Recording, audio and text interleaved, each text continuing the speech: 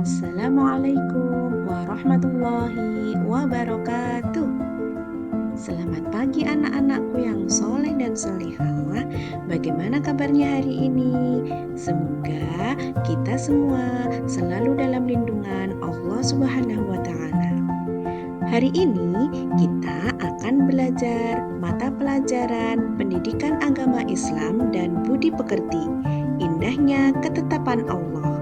Kelas 6 bab 7. Sebelum pembelajaran kita mulai, mari kita bersama-sama membaca doa sebelum belajar. A'udzu billahi minasyaitonir rajim. Bismillahirrahmanirrahim. Raditu billahi robba wa bil islami dina wa bi muhammadin nabiyya wa rasula. Rabbi zidni ilma warzuqni fahma. Amin. Anak-anak, tahukah kalian bahwa semua yang terjadi di alam semesta ini merupakan ketetapan Allah? Apakah semua keadaan dan nasib kita juga telah ditentukan dan ditetapkan oleh Allah? Mengapa kita harus berusaha dengan sungguh-sungguh agar menjadi orang yang sukses? Tahukah kalian makna dari qada dan qadar atau yang sering disebut dengan takdir? Nah, untuk mengetahui apa itu iman kepada qada dan qadar, yuk perhatikan penjelasan berikut ini. Insya Allah kalian akan dapat memahaminya. Memahami makna iman kepada qada dan qadar. Anak-anak, kalian masih ingat bukan tentang rukun iman? Salah satu rukun iman tersebut adalah iman kepada qada dan qadar. Iman artinya percaya atau yakin. Qada dan qadar dalam ajaran Islam termasuk dalam rukun iman yang keenam. Qada dan qadar sering juga disebut dengan istilah takdir, yaitu meyakini dan mempercayai dengan sepenuh hati adanya ketentuan dan ketetapan Allah Subhanahu wa Ta'ala. Pengertian iman kepada qada dan qadar.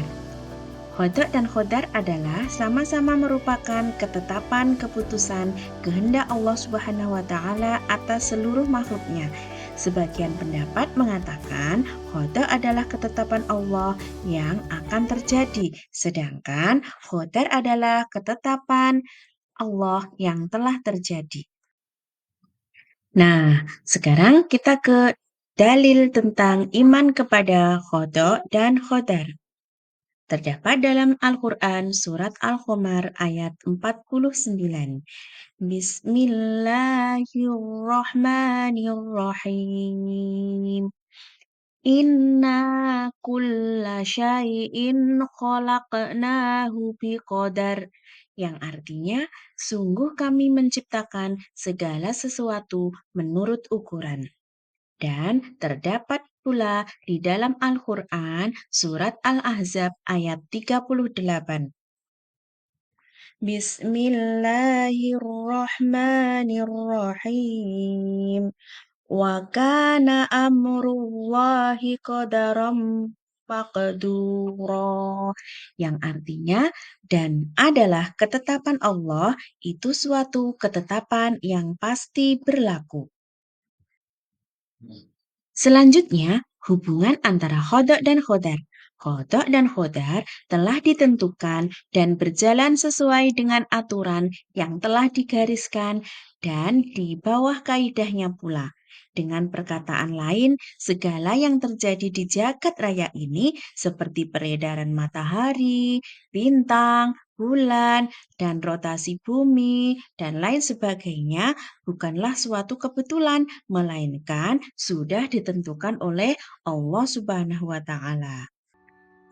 Anak-anak, tahukah kalian bahwa takdir itu dibagi menjadi dua, yaitu takdir mubrom dan takdir mu'allaq? Takdir mubrom adalah ketentuan Allah Subhanahu wa Ta'ala yang berlaku atas setiap diri manusia tanpa dapat dihindarkan atau ditawar-tawar lagi. Contohnya,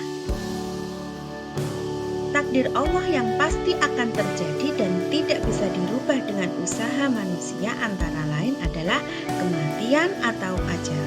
Setiap manusia telah ditetapkan dan ditentukan batas usianya oleh Allah.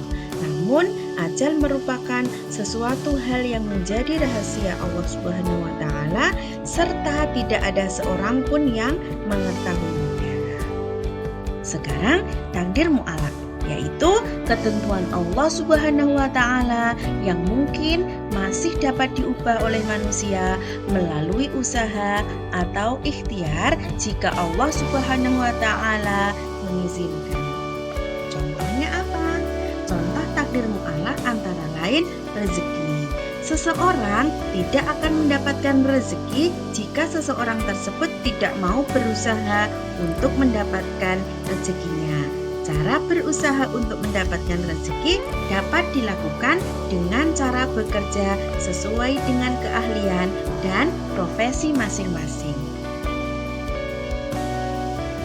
Sebagai orang yang beriman, tentu kita sangat meyakini bahwa semua yang terjadi di alam semesta ini merupakan ketetapan dari Allah Subhanahu wa Ta'ala, baik berupa kejadian yang baik maupun kejadian yang buruk. Oleh sebab itu, mari kita selalu berpikir positif terhadap keputusan Allah Subhanahu wa Ta'ala. Berikut fungsi iman kepada qada dan qadar.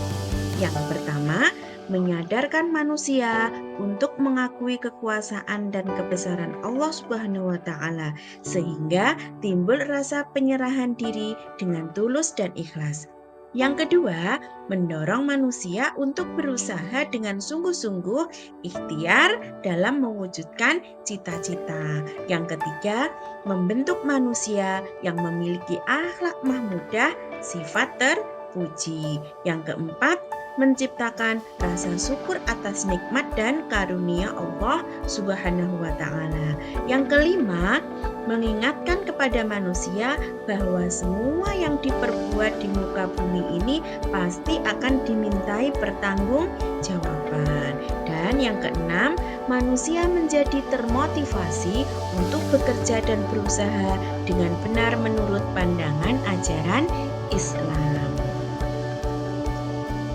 Yang terakhir, perilaku beriman kepada qada dan qadar. Yang pertama ya, bisa dilihat di sini melatih diri untuk pandai mensyukuri nikmat Allah. Yang kedua, mendidik diri untuk ikhlas menerima kenyataan hidup dengan hati sabar dan tabah. Yang ketiga, cukup tenang dalam hidup ini dan tidak mudah terpengaruh lingkungan. 4. Berusaha untuk dapat mengendalikan diri dan tidak bersikap sombong. Yang kelima, melatih diri untuk sabar dan tabah. Yang keenam, senantiasa berprasangka baik kepada Allah setiap mengalami kesulitan hidup. Ketujuh, selalu meyakini bahwa semua yang dialami manusia adalah ujian dari Allah. Yakin bahwa di balik suatu peristiwa yang kurang menyenangkan pasti ada hikmahnya. Dengan beriman kepada qada dan qadar, seorang muslim tidak akan putus asa atas segala cobaan dan musibah yang menimpa. Mereka akan selalu bersyukur atas segala nikmat yang diterima dan berusaha menerima segala cobaan dan ujian yang menimpa. Alhamdulillahirrabbilalamin, materi tentang qada dan qadar telah usai. Terima kasih sudah mengikuti pelajaran hari ini. Semoga bermanfaat. Sampai jumpa. Wassalamualaikum warahmatullahi wabarakatuh.